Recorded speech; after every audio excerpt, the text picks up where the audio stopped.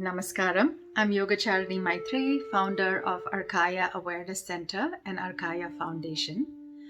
Arka is one of the names of the sun that means awe-inspiring, inspiring life, inspiring healing, and just pure awesomeness. Now, my quest or journey started with the question, why am I doing what I am doing? Is it because my parents tell me? Is it because of society? Is it media, peers?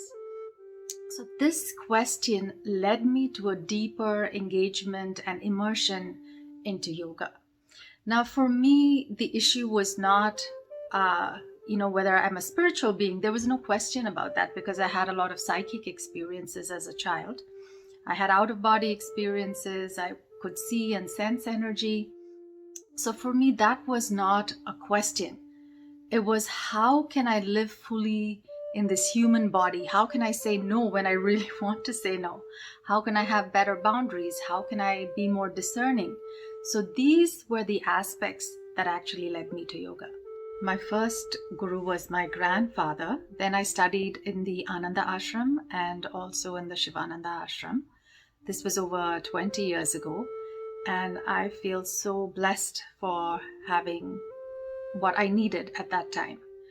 And this allowed me to just absorb these principles by living in that space and having this transmission of wisdom, joy, and love come to me. And also I could become a transmitter of these very same qualities when I teach. So that's why a long-term relationship between the Guru-Sishya is quite important.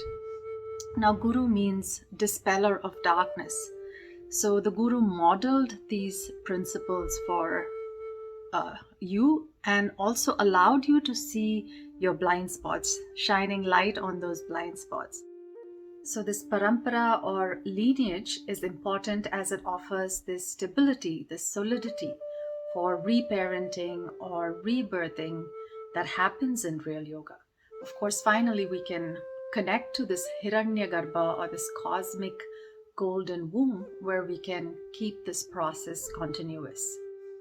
Now, in my teachings as well, this stability is what I ask people to focus on before they hanker for speed.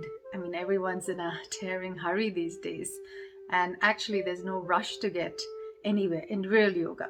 So we're cultivating this thiram and sukham, which is this firmness and ease. And that's the focus in my classes and in the teacher trainings as well. And also the principles of learning or allowing the dance of Shiva and Shakti to happen within us. So Shiva is consciousness, auspiciousness, benevolence, and Shakti is power, energy. And how do we allow for these two beautiful polarities also to dance within us so that we can embody yogic principles and live yoga? So in the Arkaya class, I create a space where people can connect to all dimensions of themselves: the physical, the energetic or pranic, the emotional field, the mind field, the cosmic wisdom internet, the bliss fields, to become a better human being or a more humane being. All the tools and principles in yoga are shared for this purpose of reconnection. So tools like jati, kriya, asana, pranayama, mudra, bandha, sankalpa, mantra, vinyasa. Vinyasa is very popular in the West. I personally love the jati. Jati is a conscious, simple, rhythmic movement which is playful, light, fun, and brings back that sense of childlikeness in us. So that's a tool which is not often used in the West because it's way too simple, but it's beautiful for the purpose of body awareness. So all these tools and principles help us reconnect to self, reconnect to others, and reconnect to this grander self that we are part of. I encourage families to practice together so that they can grow in lightness, harmony, and love. I am originally from Chennai in South India, and now I live in Vancouver. I facilitate online programs now thanks to COVID, And every Saturday we have a satsang, which is a community class for 2 hours with a class on the mat with all these principles being applied. And then we have a meditative session and discussions and contemplation post that.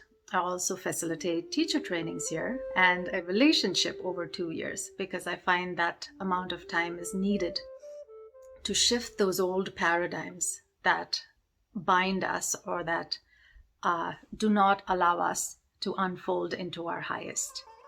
So I'll close with that, and I will thank you and also thank the people of this land, the First Nations people of the land where I'm living.